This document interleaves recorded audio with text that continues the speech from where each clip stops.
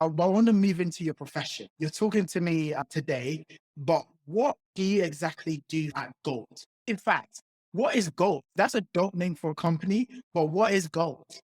GOAT is the greatest of all time, Yeah. right? Yeah. So it's a sneaker marketplace where you can buy and sell shoes. Typically, it's like more luxury shoes like Yeezys and Jordans. But yeah, and it's over there that I am a full time machine learning engineer, technically. Yes. Not a data scientist. I mean, yeah, technically I'm a data scientist, but like, I mean, at specifically at GOAT, it kind of goes both ways because we do the same thing. And it's literally just, in fact, my name is technically like my title right now is data scientist, but I was told that it will transition into machine learning engineer very shortly. Which one do you prefer? Machine learning engineer is definitely more on point, but personally, like I don't care. Like it's the same work I'm doing. It's not like it's any different. I guess to the more technical eyes, like people will be like, oh, I have more street cred now.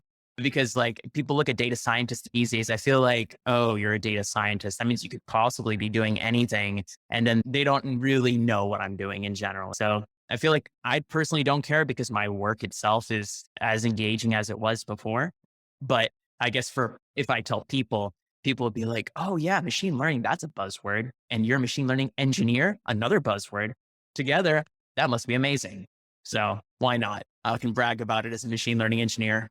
Exactly. You've explained what Gold is. It's a sneaker marketplace. Then what do you do day to day as a machine learning engineer? What does your role entail? So I'd say like 80, 90% of my job is to like actually work with machine learning models in some way. It's quite very machine learning heavy as a role. A lot of the time too, though, I am also, I'm wearing multiple hats kind of too, where I'm also just trying to like do a lot of these analyses to see, where we can, make it like, let's say shoes go faster to the customer or like where we can save money ourselves, which, companies in general care about. It's like a wide range of like combination of like analyses and actual modeling, which is I think it's like a healthy combination of both of them. Because I know like in some other roles in various companies, you'll find like, all right, I'm doing way too much more analysis than I wanted to do and not as much machine learning. A lot of the gripe of the word data science, especially in some other companies too, that come to mind. Okay. Let's zoom into your role as the more machine learning working with models. Let's zoom into that. What type of models or machine learning algorithms are you working with? A lot of the time, I mean, there are so many kinds of models. And I'm just going to speak more generally and not so specific to my work. But just if you want to know like the kind of machine learning model strategies that I use in general, I have actually done some videos on them too. Typical like regression classification models. But like, I think one that was like probably super interesting to me is like quantile regression. It's a model where you actually can, typically in a normal statistical model, right? Let's say you want to predict the price of a house, right? So you put like, you have these features and you say, okay, I'm going to predict that this house price is, I don't know, $700,000. I'm just giving a random number, right?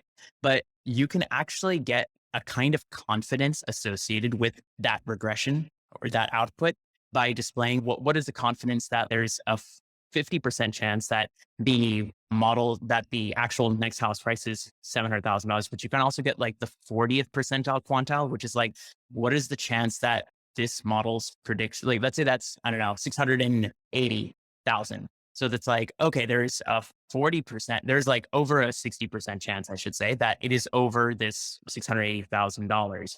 And then you can also get this 50th percentile is 700,000. Maybe the 60th percentile is like 705,000. And so you can get like a bound of like, all right, if the model is like very, very confident in its predictions, those bounds would be smaller, right? But if the model is not confident in its predictions, those bounds would be much larger. And so it leads to a lot of like very interesting applications and also like better understanding of how well your model is performing. But yeah, I've also described that a lot on some of my YouTube videos too, because I think it's a very, very interesting modeling strategy. Yeah. One thing I'm going to do is for a link to your YouTube channel. So anyone watching this or listening to this can just look at the description and go over to AJ's YouTube channel. Yeah, like I said at the beginning of this, your YouTube channel is so useful for pretty much most of the things you would find in the field of machine learning.